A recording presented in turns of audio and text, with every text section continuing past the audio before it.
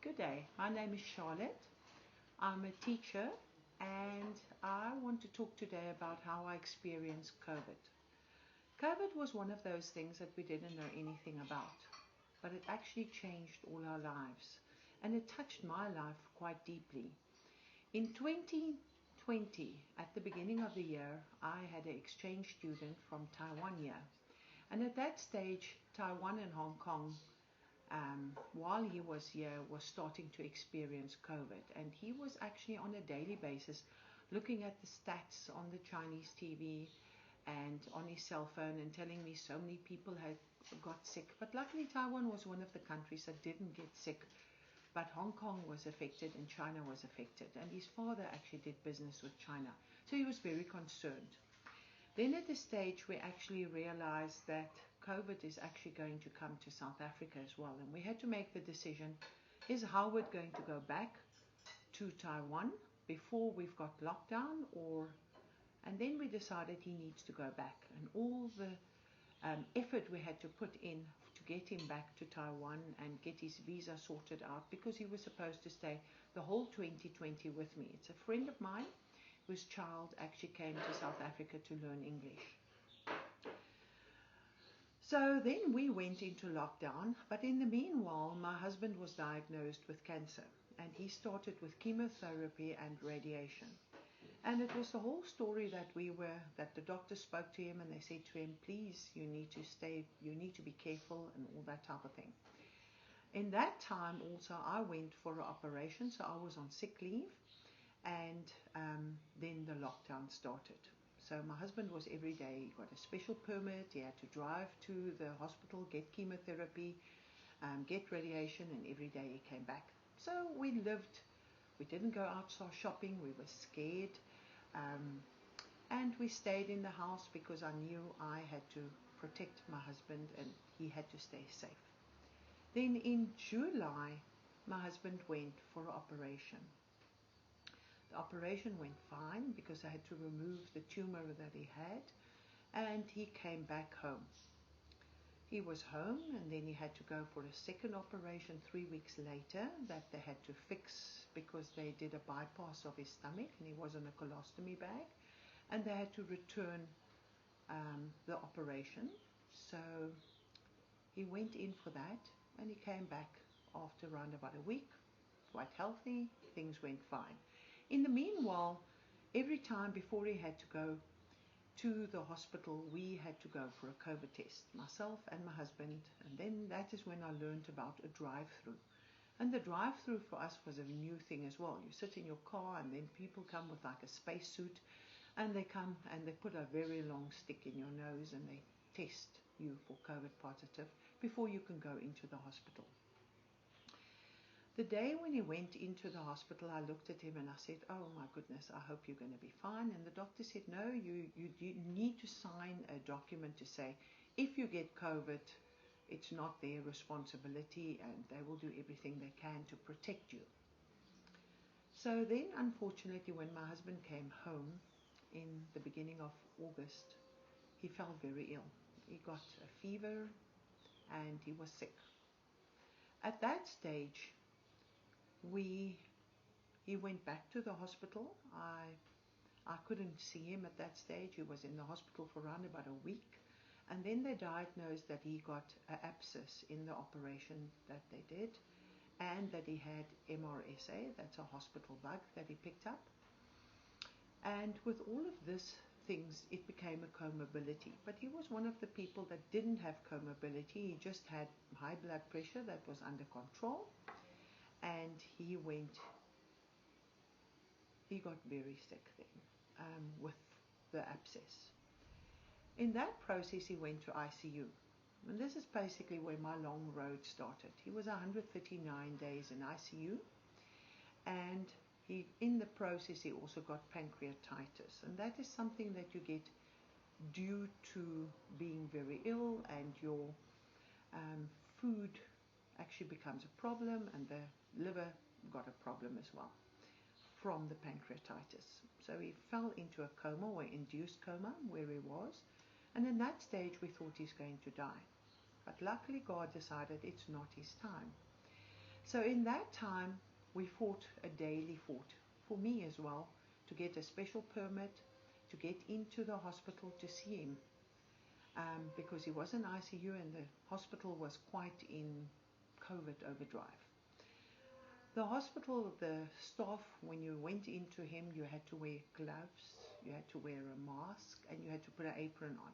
And every time before you went out, you had to put everything back in the bin because they were scared. Yes, he had an infection, but they were scared we could pass on anything to him. So in that stage, I didn't feel too much about COVID. I thought he's safe. But then in October, I realized the whole hospital, late October, the whole hospital, there was more and more COVID patients. And every day as I walked in, I had this fear. And I actually said to the doctor, I'm scared. Isn't COVID a problem? No, they've got wards and it's special wards for COVID. And at that stage, I could see how the COVID patients were coming in.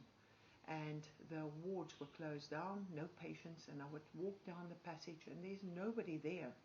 The whole hospital is empty. But I could see my husband still in ICU, that I'm thankful for. And at that stage, he started getting better. He opened his eyes on my birthday on the 7th of November. And since then, the progress were remarkable. Because at the stage they thought he had a 95% possibility of dying due to the pancreatitis. He learned to walk again, or actually first started talking, then he could sit up, but he was very weak still. And he still had the abscess in the duodenum that they were taking him weekly to the theatre. Still, every week before he went to theatre, they would do a COVID test. Then he started sitting up, and he could be up on his legs, and people could help him walk. In that time, that was the 22nd of December, I was very happy because he started walking and he was actually joking. He started eating as well because he was in a feeding tube for so long he couldn't eat. And he was on a soft diet still, but he was eating like jelly and soup and all those type of things. And we were very happy because we saw progress. Then the doctor actually said, Mrs., we're definitely sure we're going to pull your husband through. He's got now a 60% chance to walk out of this hospital being healthy. So he didn't give me 100%, but I could work with that because before he had a 5% chance to survive. On the 23rd of December, it was our wedding anniversary. My husband was very, very happy and he was talking. He even ordered flowers for me. And he was sitting up and he said, yeah, he's feeling okay, but he's maybe a little bit tired. And he even said to me, his hands is sore, stiff today. Then the physiotherapist spoke to me and they said to me, I'm sure it's just because he did too much exercise yesterday and he was walking, but today we'll let him rest a little bit. So I went to see him a second time that day because I was in the hospital paying some of the hospital bills. And then I went back and I went to say goodbye and see him again. And that was the last time I actually saw my husband. Because on the 24th, when I went into the hospital was nearly on a lockdown. There was blue signs up everywhere with white letters on. And they said, no, they won't let me in. I must come back the next day. The 25th on the morning, 20 to 7 on Christmas Day, 2020, they phoned me. And the doctor said to me, my husband's got breathing problems and they think he has got COVID. I got such a shock because I saw him less than 24 hours ago. He was fine. Now all of a sudden, they're telling me he's got COVID and he's dying. They couldn't put him back on a ventilator because they said his lungs were too weak and he was on the high flow at that stage, but it wasn't having any effect.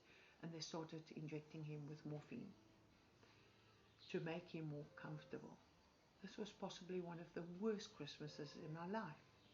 But I thought God couldn't let him go through all of this and save him and then all of a sudden take him away. So I didn't expect him to go. At 11 o'clock they phoned me in the morning and they said he's definitely got COVID because they did a COVID test on the 24th. But what was very strange to me is on the 19th, before he went to theatre, the 19th of December, they did a COVID test and he was negative. So between the 19th of December and the 24th of December, he got COVID. Where? Nobody could answer. They tested me as well, and I was negative.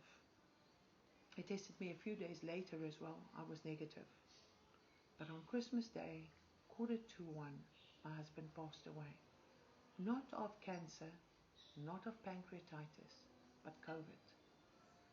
And in that time, it was very difficult for me because I couldn't believe this is happening to our family.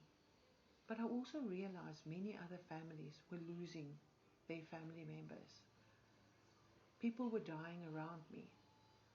One of my friends, she passed away. Her mother and father passed away. So in a week, her husband, actually 2 weeks, her husband lost 3 family members. A colleague of mine, she got COVID, nothing happened. She got a rash. Another colleague of mine with a lot of comorbidities actually just had a headache, and 2 days later they were better. So COVID is not our friend, and we don't know what it's going to do to us and how it's affecting us. The only thing I can say is we need to protect ourselves. We need to look after ourselves, that we do not become statistics.